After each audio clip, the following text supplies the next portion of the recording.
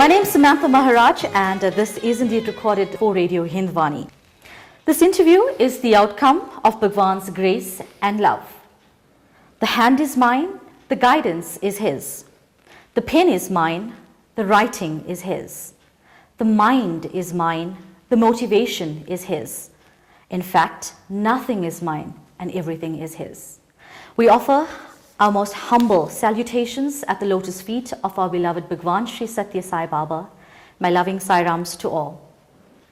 Today's interview is going to be with a guest that needs absolutely no introduction to the world population at large.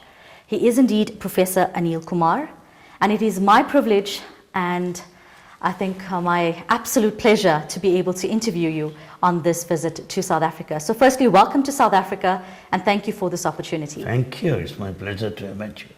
So without further ado, I think we want to welcome once again Professor Anil Kumar, and let's go right into the questions. The segment is going to be made up of a few questions dealing to Swami's Advent and his message. Part 2 then will focus on questions by the public. Good. Firstly, the question that would come to mind, who exactly is Satya Sai Baba, and why has Satya Sai Baba come at this age and time? And why did Sai Baba choose this particular location, being Prasanthi Nilayam, India specifically, and this specific time to take birth? And the reason for this question is, often we're asked, why didn't Sai Baba take birth in a Western country, or maybe on some other continent other than Asia? Satya Sai Baba is a world teacher. Satya Sai Baba is an ideal human being. Satya Sai Baba has taken birth in India for the simple reason that right from the beginning, if you just go through the pages of history, over thousands of years, India has been after spiritual search, spiritual quest, the life after, the purpose of life, the goals of life, and with the result, it came forward with Vedic literature, Upanishadic composition, and many of the spiritual texts. That's why Baba has chosen India as his birthplace. Right. When it comes to Swami's form and the chosen form that he's taken to incarnate, often it's asked, why hasn't the Kali Yuga avatar taken the form of similar forms like other deities of Krishna, Rama, etc.? The modern society, is quite different from the past. Earlier, we had empires, kingdoms, and kings. Today, democracy is the order. If Lord decides to come in the form of a king, nobody would honor him. He should be a commoner. He should be a common man. He needs to move in society freely, that he should be accessible. So he has taken this form inappropriate to the modern society and requirements. The reason for that question was, often I'm asked, why did he have to have an afro?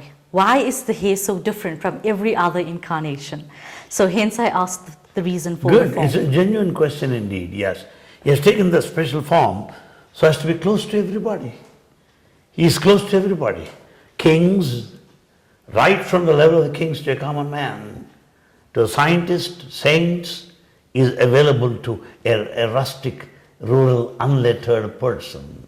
So that kind of accessibility is possible if only he comes in a normal form. But if he is of a normal stature, like that of king and emperor, he is not accessible. And that kind of presentation today is not valid because we live in democracy today. Definitely. One last question with regards to the comparison to other incarnations. What makes the Kali Yuga avatar different from other incarnations, like the Ram incarnation, Krishna incarnation? It's a good question.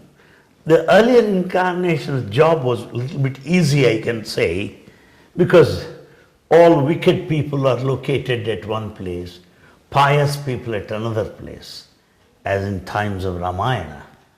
In Lanka, you have all wicked people, and in Ayodhya, pious people. So you could go to Lanka and finish them off once for all. But the job became a little more tough when it came to Krishna. Because good and bad lived in the same place. Hastinapura, Kauravas bad, Pandavas good, lived at the same place. But now when it comes to Sat Sai Baba, it's the toughest job. Because same man, good in the morning, very bad by night. So as to correct every person. So job becomes tougher. So he has chosen this form to bring about reformation, transformation at the individual level. Right. What are the fundamental teachings of Bhagwan Sri Satya Sai Baba? The fundamental teaching of Sat Sai Baba can be summed up in 4-lettered word: love. Nothing is beyond love. And that love should percolate down in our life system. Begin the day with love. Spend the day with love. Fill the day with love. End the day with love. With the result, you go on to that stage as to love all and serve all.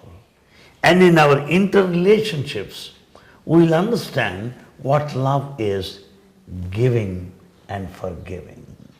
So Baba's life is the very personification of love, the very expression of unconditional love. With universalization and unity in diversity being an integral component of Swami's message that is preached today, what role, in your opinion, does ritualistic worship play? And then the second part of this question would be, how does one strike the balance? Good. Very interesting. Because your question speaks of the past traditional life and the modern computer age in which we are in. Well, what Baba speaks of this is this way: follow the tradition, observe ritual in full awareness of its importance, know its meaning, know its significance. In full knowledge, you observe the ritual, then it becomes spiritual. Without the spiritual awareness, if you just follow rituals, they fall into routine, mechanical, meaningless. So Baba clubs both observance with awareness. That's what spirituality is. Because ritual is religion. Spiritual is its significance. One is the theory, other is application. One is the science, the other is technology. Right, the next question is dealing with the three yogas. Now we have the three most common yoga being discussed. Often it's the Karma Yoga, we have Bhakti Yoga and Jnana Yoga. Now often when we discuss this, the question comes up as to which is most recommended by Bhagwan Baba during Kali Yuga and why that specific yoga is recommended. According to Swami, these three yogas, the Karma Yoga or the field of action, Bhakti Yoga are the path of devotion, and Jnana Yoga, the path of knowledge or wisdom. They are not contradictory. They are complementary. One leads to the other. One is corollary to the other. If you follow the path of action, Karma Yoga, it purifies you. Or you'll be weeded out of all the vices and the weaknesses, pitfalls in the field of our heart. So the ground is ready to sow the seeds of love. That is part of devotion. When you develop this love, part of love, in the part of devotion, love, you'll find the whole cosmos is nothing but the divine manifestation. No one is separate from you. You are one in this organic world. All are one. That unity, the oneness you develop, that's the ultimate goal of Jnana Yoga, or the path of Jnana or wisdom. Okay. And our next question is to do with youth. Now, often it's said that the youth are our future leaders. They are the leaders of tomorrow. Mm-hmm. And Swami has indeed focused a lot of his attention and time molding youth. Good. At the same time, we do understand that Youth in India that has had the close proximity, Bhagwan Baba, are obviously molded in a very different way to youth across the world, be it in America, the African continent, or Asia, other parts of Asia. What exactly are now the expectations of youth outside of India? Well, youth are very important for every nation. Youth have to be trained. Youth have to be groomed. In other words, youth first of all should develop love towards parents. They should know how to please them. Secondly, they should know how to respect the elders. Thirdly, they should know the culture of the land that they belong to. For example, South Africa. You belong to South Africa. Know its tradition. Know its cultural values. Try to uphold them. Try to live up to their expected standards. Fourthly, one should be prepared to serve one's own country, the spirit of patriotism, love towards one's own motherland, commitment to national goals, perspectives, and objectives. A youth should be well trained to be successful in life by developing all sorts of skills and the talents that are expected of them.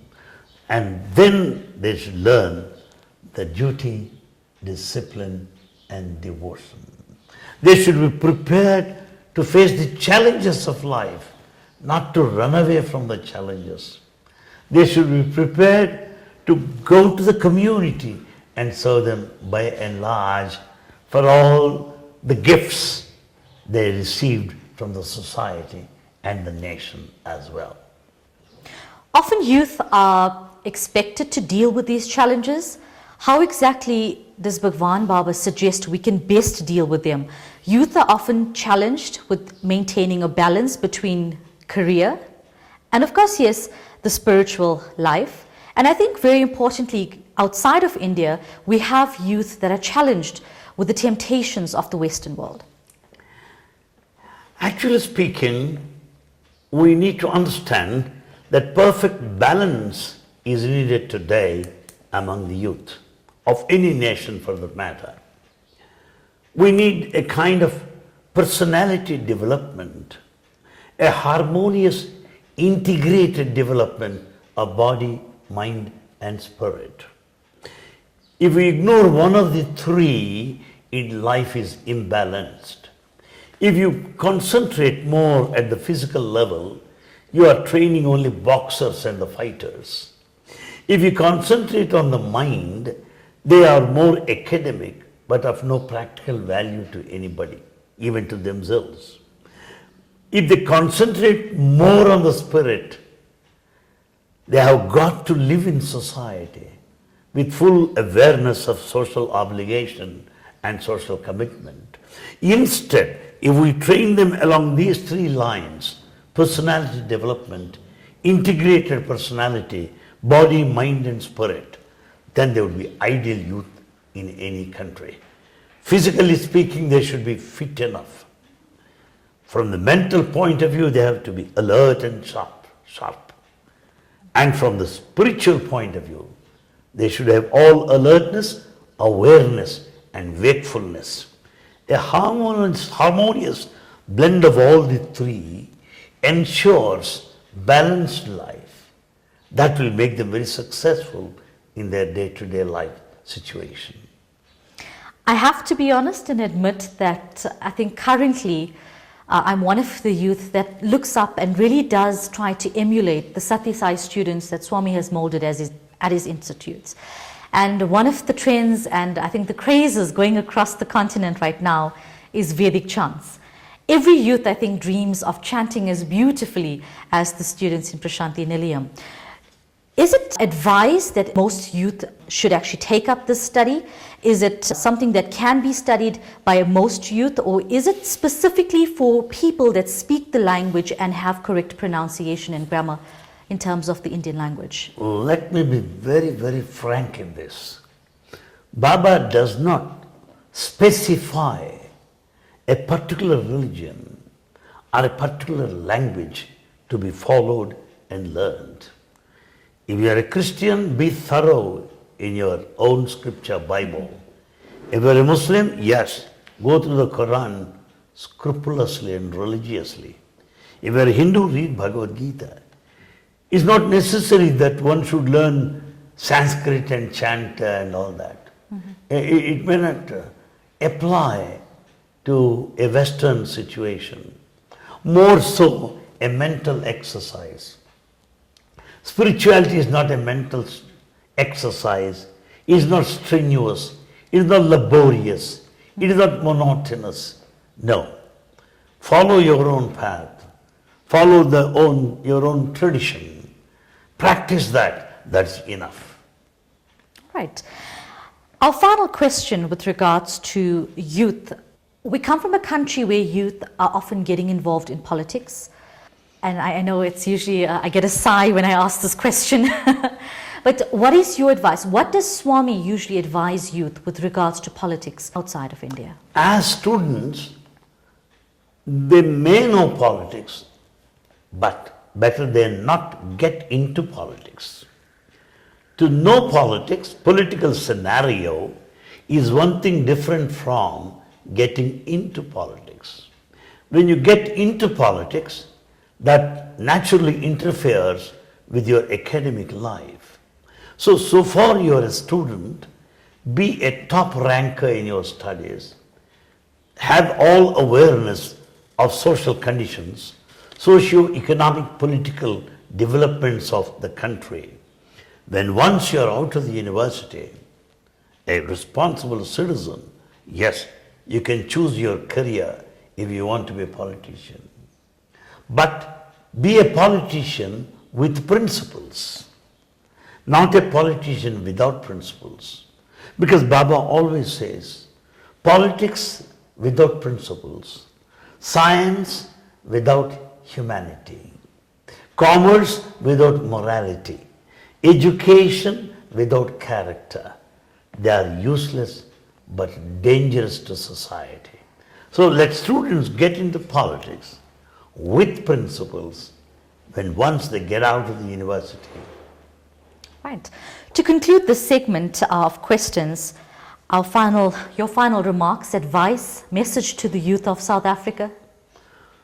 Well, I'm just 3-day-old in respect of my stay in South Africa, the Johannesburg. Well, my observation and also conversation with some of our friends here, I understand the urgent need to inculcate human values to youth in South Africa. This is very necessary all over the world, all over the world. Since you brought out this question with reference to South Africa, the immediate need is to inculcate education in human values. These human values need not be a separate project. It can be integral system of education or integrated system of education where while teaching our regular curriculum and syllabi, we also refer to human values as they are practiced, as they could be and as they should be. So this one thing I observed here in South Africa, need to teach them, train them along the lines of education in human values. And two, also let them know the threats, health hazards if they fall victims to certain vices like alcohol, the drug addiction, and such intoxicants. The health hazards, how weak they would be physically, how they cut short their own lifespan, how they ruin their beautiful gift of life given by God Himself. So this kind of awareness drive is necessary. And thirdly, we should also teach them certain ways of earning more to better their life situations, how to live a modern life, the standard of living.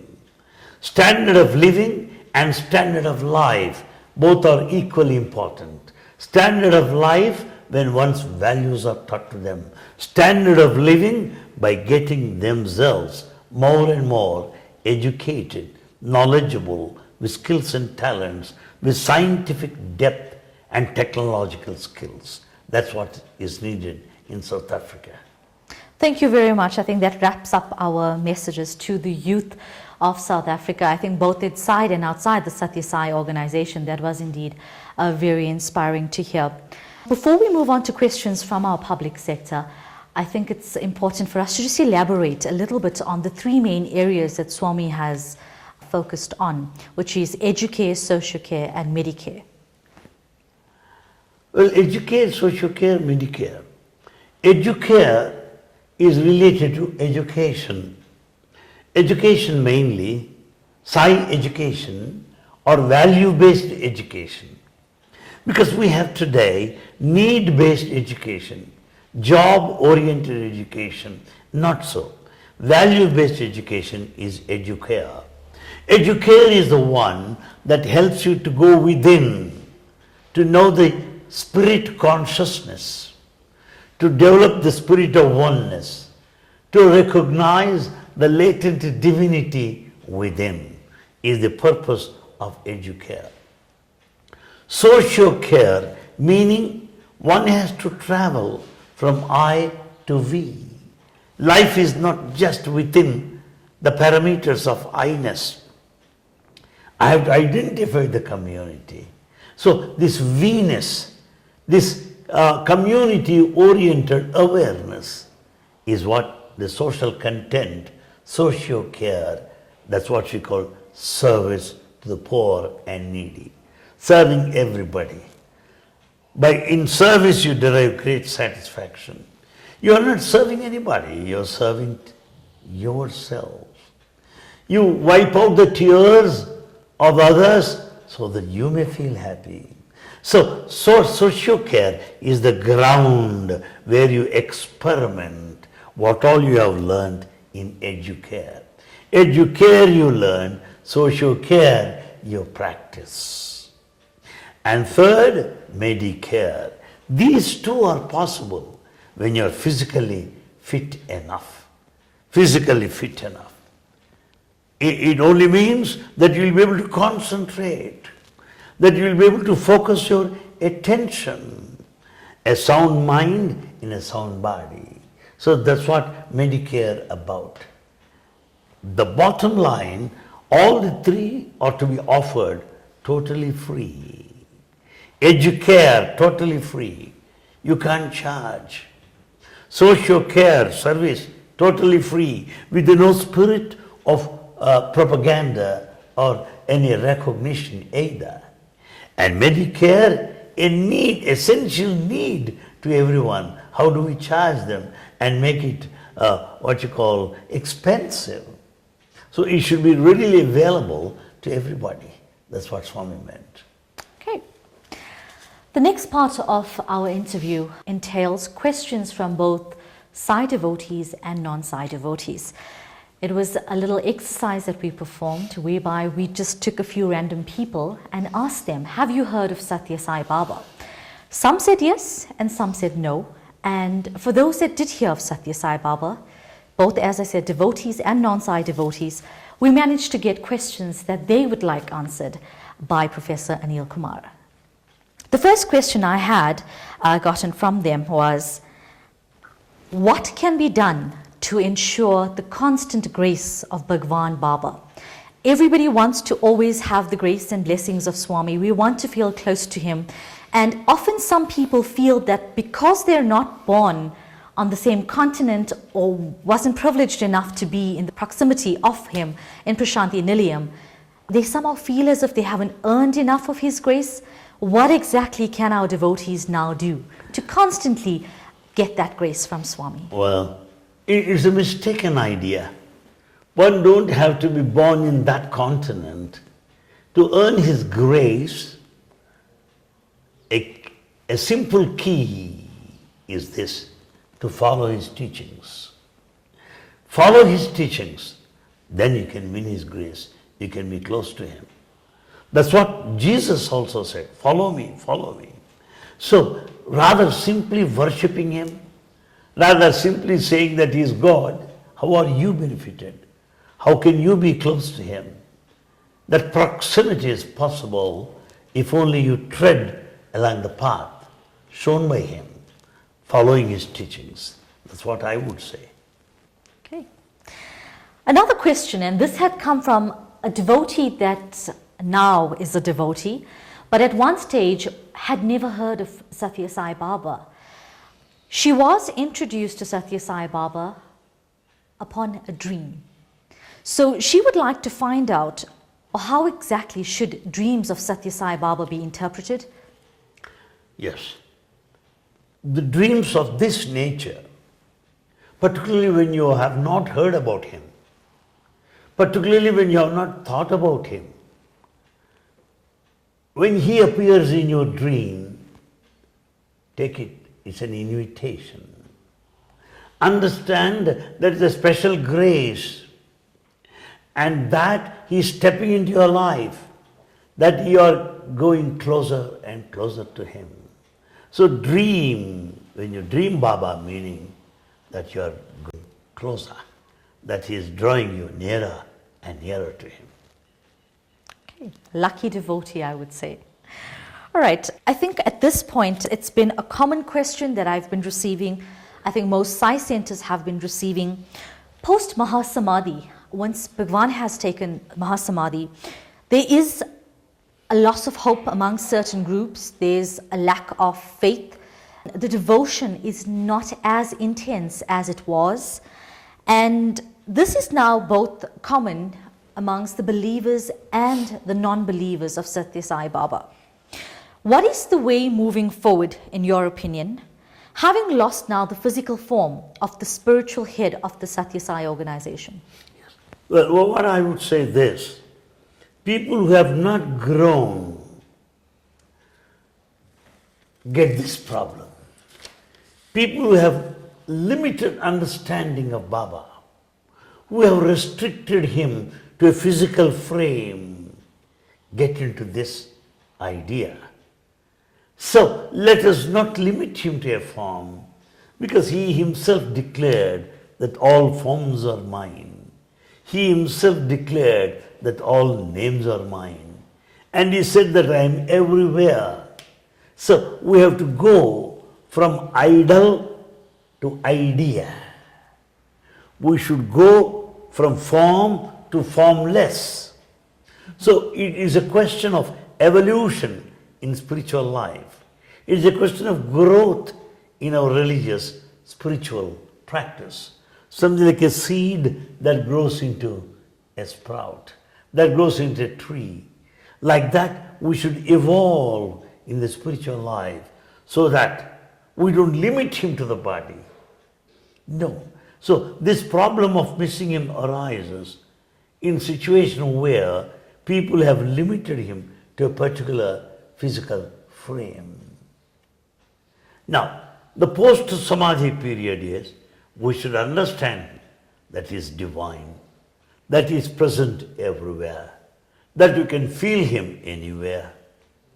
Just as when you put on the switch, you'll draw the light. Similarly, when you say his name, you feel him there. When you just call your son by name, he will be there.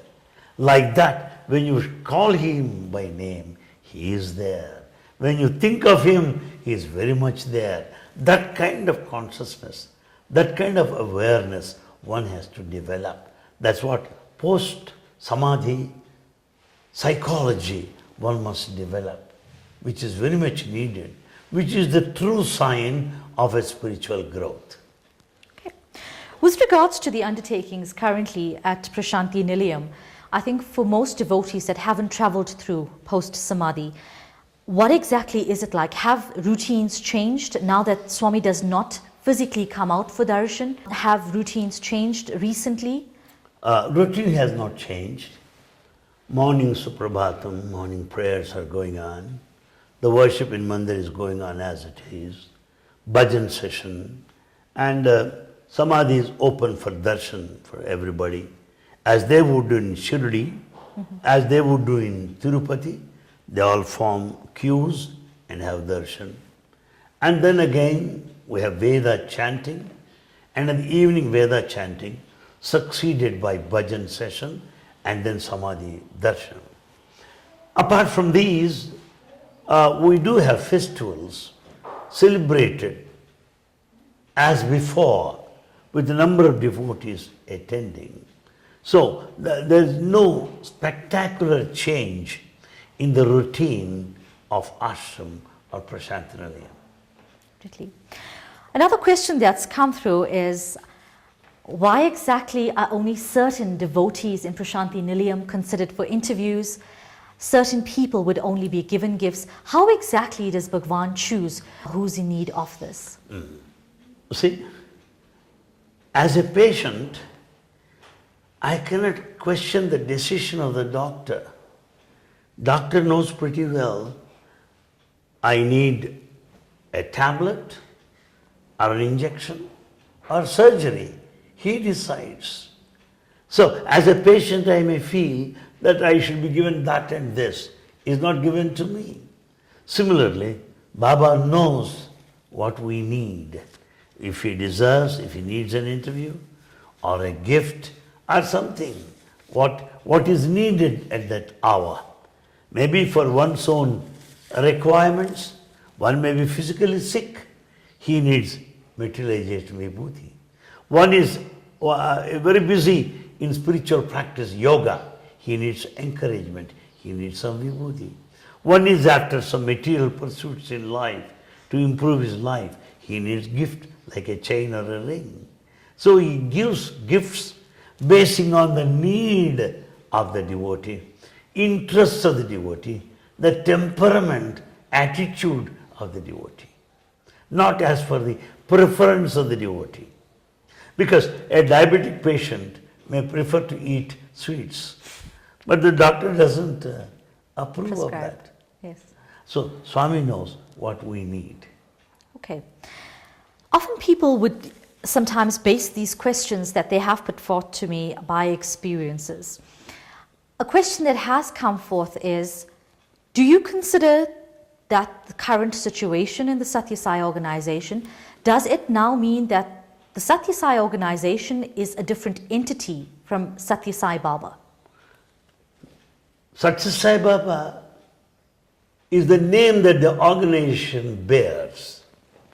But Satya Sai Baba has nothing to do with the organization. The organization bears his name.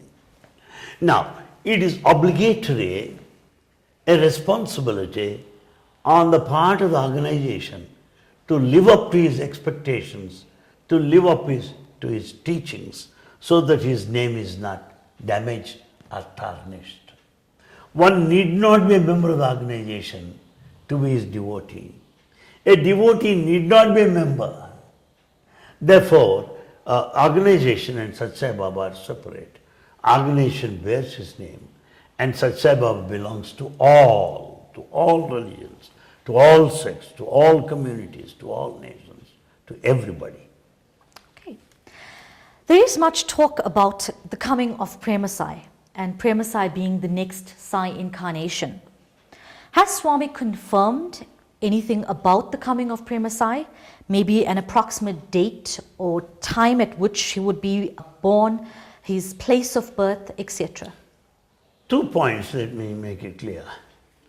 He did make a mention of Prema Sai, because in Trinity of Sai, the first one is Shirdi, the second one is Parthi, the third one is Prema Sai, that he made a reference to that. And secondly, he also made it clear where Prema Sai would be born, in the state of Karnataka, in a district by name Mandya. So the district and the state are made amply clear. Not to my knowledge did he ever indicate the date, not to my knowledge. There other people may say several things, and I think they are all speculations. He did not make a reference to the exact date, no. But Prema Sai, he did make a reference to that.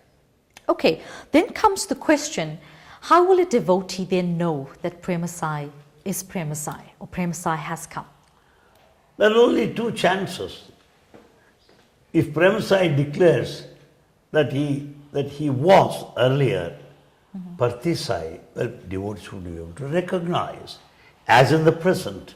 Because Satya Sai says that in his previous incarnation, meaning same as Shirdi. So it is Prema Sai who should declare that he is from the same one, Satya Sai has come down as Prema Sai. It is for him to say, for devotees to know, to come to know that. And secondly, he is not very keen on to be known or recognized or identified. He has no that identity crisis as we individuals do. He is very particular of his message to be followed. He is very particular of his instructions to be followed, rather being recognized as an individual. That's how I understand him. Right. I think through most of the interview, we've actually haven't focused on the female or the women devotees in South Africa. And I have to tell you, Professor Anil Kumar, that the female devotees and the mothers really are brilliant in South Africa. And often when we have these interviews and programs, we talk about devotees, we focus so much on children and youth that we actually forget to thank and pay attention to the females. They're responsible for molding us and bringing us up so well and really taking care of us. I know it's not a Women's Day program, but just touch a little bit on Swami's words to the females and to the women devotees. Swami speaks very high of the role of a woman in society. He started colleges for women first, men next. And he considers every woman as the nucleus of every family. It's the woman who is responsible for training the children and as a mother. And the woman again playing the role of a wife directs the husband along the right path. And the woman again who maintains the responsibility and the tradition and the culture of the land, the prestige and the dignity of the family. Therefore, much of the responsibility lies on the shoulder of the woman. The role of a mother, the role of a wife, the role of a responsible torchbearer of the rich cultural heritage of the nation. Yes, woman holds very high position in our society. Swami often refers to that. Yes, he holds woman at a very high place in the community. And to tell you, 90% of Baba's devotees are because of their wives only. It is the wife who becomes the devotee and makes her husband devoted. In other words, the children are brought up in Sai line. With the result, the whole family becomes a Sai family, an ideal family. It starts with the woman. Okay, we have just two more questions before we end. I think this one is going to be targeted at everybody. Everybody's going to be interested to hear your response. How exactly can we now be this ideal devotee? I think in South Africa, we're all driven and there's the Sai high, if I can put it. All right. We want to be this ideal child of Bhagwan. We want to be the ideal mother. We want to be the ideal father. We want to be the ideal teacher. How exactly can we do that right now? Well, that's quite possible because he has given us a lot of literature. He left behind a lot of literature. All his discourses are available in the form of his publication. And we have his institutions today, which are a kind of a role model to the rest of the humanity. So a kind of study, in-depth study of the literature will let us know what he wants us to be, and close observation of his institutions as role models will also help us as a kind of guideline that gives us a road map to all of us, so that we can also be role models in this community. All right, my final question to you would be a bit of more of a light-hearted one. What would you say or consider as being your most memorable or your best experience with Bhagwan, if you can share that with our listeners? The best experience with Bhagwan, I would rather say, personally there are many experiences, but which I would like to share one that with the public is this. Believe me or not, my experience as I speak on the platform is always this, that he guides, that he prompts, that he flows through me, that all ideas, all that I speak are not prepared earlier, are not planned earlier, are never jotted down on a paper. They just flow like that. So every lecture is a living proof of Swami speaks through me. That's what I believe in. That has been responsible for thumping success everywhere, all over these 40 years of my public life. Definitely. With that, this interview was conducted here in Johannesburg, South Africa. Our guest was Professor Anil Kumar, Swami's translator for a period of 23 years. This interview was produced and presented by myself, Samantha Maharaj. Thank you very much for your attention. Sairam. So it's my pleasure meeting you. Thank you very much. Thank you very much. I pray Baba to shower his blessings on South Africa and the youth and the citizens of South Africa. Thank you very much. Thank you for allowing this. Thank you.